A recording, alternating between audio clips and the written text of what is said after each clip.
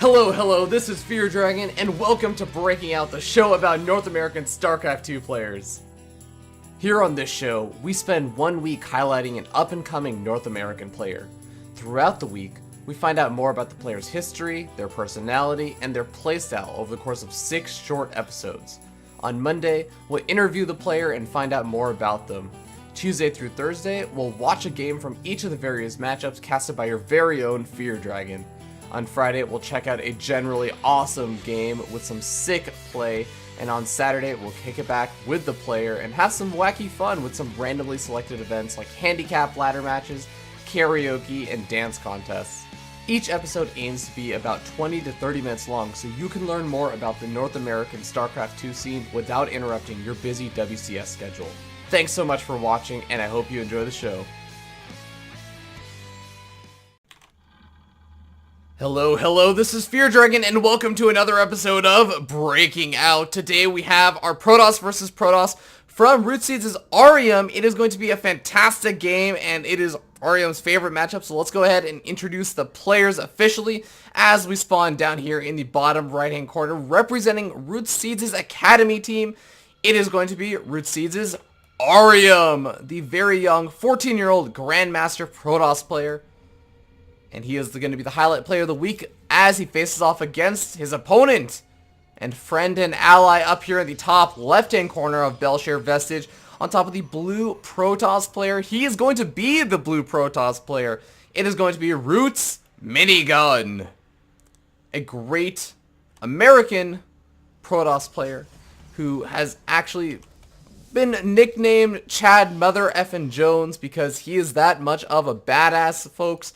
This guy is absolutely fantastic, has taken names off of big name players. He is a big name player himself, and he's going to be doing some practice games, it looks like, with Arium. So we'll have to wait and see how this ends up playing out. This is going to be teammate versus teammate. Now, Arium did mention, actually, in his actual interview that PvP, first of all, was one of his favorite matchups. He felt the most comfortable in it right now.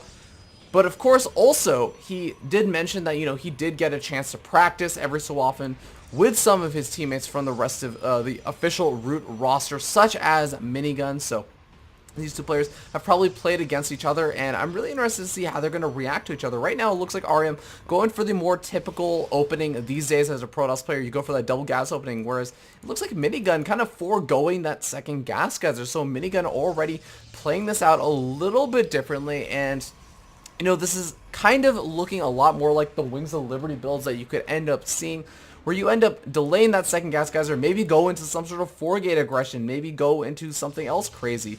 And it looks like the gas geyser does get thrown down eventually, but much later than you would normally expect to see. And of course, Minigun trading off by just sticking 3 guys in each of those gas geysers immediately. Or I should say into one of those gas geysers immediately. We'll have to see what he does with the second one. But this could even just be some sort of robotics facility tech. Of course, the robotics facility, only 100 gas, but 200 minerals. And it looks like in the meanwhile, Arium just opening up pretty standard for Protoss these days. He opens up with that nice little probe scout, I think after the gateway, just to make sure that his opponent's not doing any kind of like crazy cheese shenanigans. Make sure that his opponent has a second gas geyser, sees where Chrono Boost is, sees that their gateway is actually built inside of his own base. And of course, going for a 3-stalker rush opening. Now, of course, around the time that this stalker pops out, this gateway is going to finish up, and he's going to be able to build 2 more stalkers and really seize control of the map. And Minigun is going to have a little bit less control of the map. He's going to be getting out of the Mothership Core. He's going to have a stalker and a Mothership Core out. No Zealot, though. That is going to be a little bit interesting. Normally, you do end up seeing either 2 or 3 stalkers come out, or you end up seeing a Zealot Stalker Mothership Core coming out. But Minigun going to be foregoing that initial Zealot. That's going to, in some ways, give him a little bit more opportunity to do things like throw down this early Nexus. Of course, having an extra 100 minerals means you're going to have an extra 100 minerals to get that Nexus a little bit quicker. But I'm questioning whether or not that's going to be sacrificing some of the defense he's going to need, especially since Arium looks like he's going to be getting very aggressive off of his one base. He's going to be going for that Stargate tech. He already has 2 gateways out. The second and third stalker are popping out right now, and Arium already looking around for any kind of proxy pylons, checking to see where Minigun's probe could end up being, as it looks like these 2 probes passing in the night, just barely out of range of each other. But Arium is going to be able to get a little bit aggressive with these 3 stalkers and, of course, his own mothership, of course. So with Minigun trying to get up this Nexus, yeah, this Nexus went up super duper early, which weirdly enough, it's one of those crazy things in PvP where it's like, if you get, or actually not even just PvP, just as a Protoss player in general, if you get up this Nexus early enough, you're actually safer than if you get it up much later, because this Nexus is going to be finishing up very soon, and you can photon overcharge it once it's finished up, and that's going to allow him to be a little bit more defensive. But at the same time, we can see Arium is getting ready, trying to put on a little bit of pressure. He's going to start to wail away at this Nexus, but the Mothership Core has enough energy to lay down that photon overcharge. Oh, but look at this, a great time warp from Arium. Managed to snipe off one of those sentries. Oh, wow, that was actually really unexpected. Minigun Hat's going to be so careful right now. I'm not even sure if he feels safe actually trying to move in over there with the Mothership Core. It's just going to have to move right around over here. But these Stalkers, as soon as they see the Mothership Core moving in, he's going to start to wail away at it. He doesn't want to lose that Mothership Core in exchange for that Photon Overcharge. But it looks like he finally does get close enough. Manages to land that Photon Overcharge right before the Nexus actually starts to lose anything beyond its shield. So Arium going to have to back up just a little bit. But I mean, that Mothership Core has wasted some of that energy now. And even though the Immortal is going to be out for Minigun, he's going to have to be careful because the Oracle is going to be coming in. The Oracle is going to be looking to do some damage, and it doesn't look like Arium is following this up with any more Void Rays or any more Oracles or anything. So he's just going to look to see what damage he can do with this and expand behind this on his own. But he has to do some damage because, again, his Nexus is still building. His opponent's Nexus is finished. His opponent is going to be able to build 2 probes at a time. But look at this.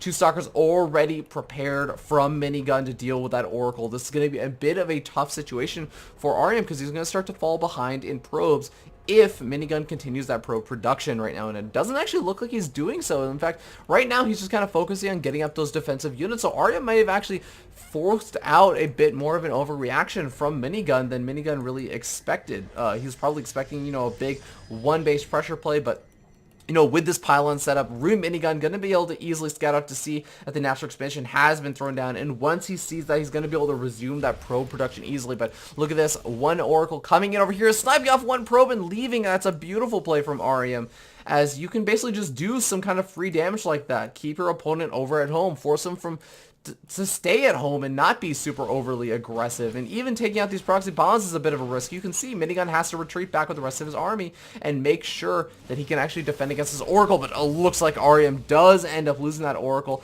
but not before he gets off of Revelation. So he's going to have a little bit of scouting vision over on where Minigun's army is going to be sitting at the same time. Arium does find that proxy pylon where that Zealot was warped in. The Zealot, of course, getting a little bit of scouting information off on Arium's expansion, seeing that it was finishing up and whatnot. At the same time, Arium does have that Revelation down on this army. You can see it kind of dancing around, see it moving around, sees a hallucinated Phoenix if he was actually paying attention over there. But really, honestly, I don't think that Arium's going to be seeing 2 Phoenix and thinking, my opponent has started shifting over to Stargate tech. It's probably not going to be too likely, but kind of interesting. He's actually producing another Oracle. This isn't something that you generally see too often, so I'm curious if that's mainly for that Revelation or if he's going to just continue to try and do some of that harassment. It's definitely a possibility. Either one of those could be a possibility, but he's being very, very aggressive out on the map, and this is an interesting decision in and of itself as well, just because, I mean, you can see Minigun has a stronger army. He has a good number of sentries, and considering Arium doesn't have any blink, he's also up against Immortals. That means that if he just overcommits a little bit, he can get devastated.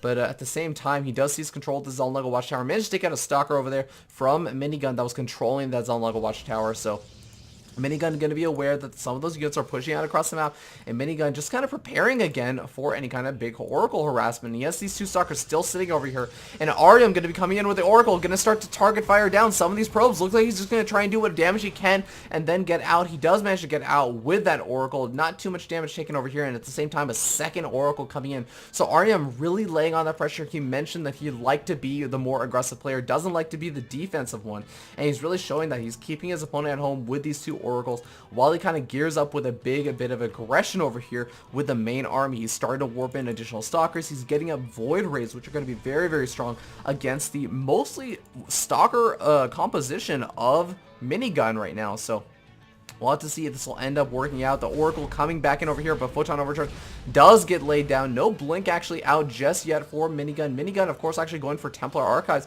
and has Sonic Storm researching, so that's going to be a big response over here for Minigun to the fact that, I mean, Arium is gone for those Void Rays. Of course, Minigun saw that over the Xel'Naga Watchtower once Arium was actually trying to clean that up, but I mean, Arium over here is going for the third expansion. Minigun scouts it out with a Hallucinating Phoenix, and hold at that, we actually see the Oracle trying to go back in. Not really able to do too much. Actually made to get another Revelation down. So I really like what Arium's doing. He's doing something that a lot of Protoss players have kind of been neglecting, is that's just using that Revelation. It's such a powerful tool in not only this matchup, but just in the game in general. So I like to see him using that. Now he'll know exactly whether or not Minigun's going to start to get aggressive, and Arium can reactively start to position his units to go for kind of flanking positions or whatever he wants with the knowledge of that Revelation. Of course, he can even see that, you know, there are High Templars and whatnot in this army composition. I mean, he can see them just because they're standing right next to the rest of the army. So I really like that play from Arium, and of course, unless Minigun gets some sort of anti-air like Phoenix that also can fly, he's not going to be able to snipe off these Oracles as long as Arium is paying good attention to them. At the same time, we see that Minigun has no interest really in being too aggressive just yet. I mean, he wants to get up a really big, scary army. He's going to be, of course, getting up some of those weapon upgrades. They're mostly tied up in those armor and the weapon and armor upgrades, I suppose. If you count 0-0 on both sides, or sorry, 0 armor upgrades on both sides is tied up. I suppose they are tied up in that sense. But the big difference is going to be that Arium is going for a bit more of a charge lot composition. He's getting up a lot of Void Rays and even getting up some of those Colossus, whereas we end up seeing Minigun going for a bit of a different composition. Now, Minigun does have some High Templars out. He's going to be able to storm some of those Stargate units, but he's also getting out some Colossus of his own, but he's going to be going off of the double robotics facility, as it looks like actually both these players transitioning out into that with the upcoming third expansions. Now, those 5th and 6th gas sizes allow you to do something like that. But I also want to note that Arium has really kind of stopped and halted that production of Void Rays for now from that Stargate, and really just kind of sticking around on one Void Ray. It's a nice little addition to the unit composition. Not going to be adding too much because he doesn't want to risk it. But of course, I like that Minigun is scouting out constantly with these Hallucinated Phoenix, whereas Arium is actually just scouting out constantly with those Oracles. It looks like one of the Oracles did end up falling, that second Oracle over here. So Arium does have to be a little bit careful, of course.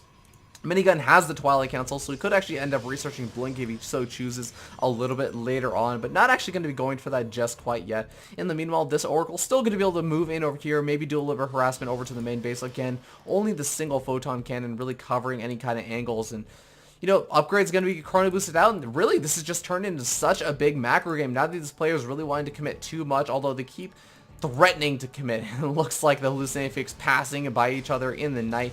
Arium seeing, hey, okay, you looks like you have double robotics facility tech going to, actually didn't see the second robotics facility, but I'm sure that he must be thinking, hey, my opponent's on 3 base. There's a pretty good chance that he's going to be going double Colossus production, just because double Colossus production is so important right now in the late stages of PvP, even though, you know, Colossus do have their quote-unquote counter of Tempest in the super late stages of PvP. Yeah, you can go for that, but it still is a little bit hard to get up, and Colossus most certainly one of the best units to have in the late game stages of Protoss versus Protoss. So I have to say that right now, Arium having a bit of an advantage in the sense that he has those 4 Colossus out in comparison to, it looks like the only 3 Colossus out for Minigun. Minigun going to be getting up to 5, as well as Arium also getting up to 6, but I mean, Arium's out across the map right now. He's actually going to be sniping off this War Prism. A really nice win over there, as it looks like Minigun was trying to move straight across the map, and at this same time, Minigun trying to establish his 4th expansion. No way that's going to be able to get up, and he immediately starts canceling off everything that is not completed just yet.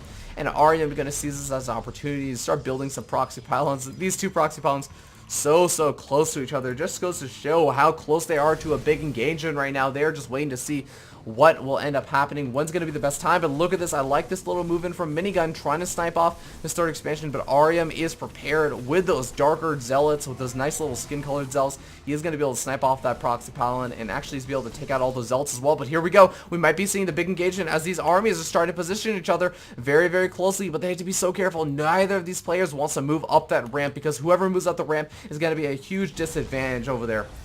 But look at this. I like this play from, it looks like Minigun right now, as he's actually warped in a ton of Dark Templars over here, and that's going to give him the ability to snipe off this 4th expansion. It looks like Arium does not really have a response to this right now. Does he even have an observer in this army? I don't actually see one right now, and it looks like the base does end up getting canceled over here. And now Arium going to have to start building some photon cannons to try and deal with those Dark Templars while he reestablishes this 4th expansion. That's going to give Minigun a little bit of a comeback in terms of that economy right now. He did have to force or cancel his own 4th expansion not too long ago because Arium managed to get his army into a great position over there. But now at the same time, it looks like these two players are sort of evened up. But Arium returning the favor, coming in with some DTs of his own. But the photon cannons finishing up is going to send off all of those Dark Templars, as well as actually snipe off that observer. So a really nice play over there from Minigun, getting up those photon cannons just in time. But again, these 4th expansions have been canceled so many times from both of these players, it's a little bit hard to keep track of how many times.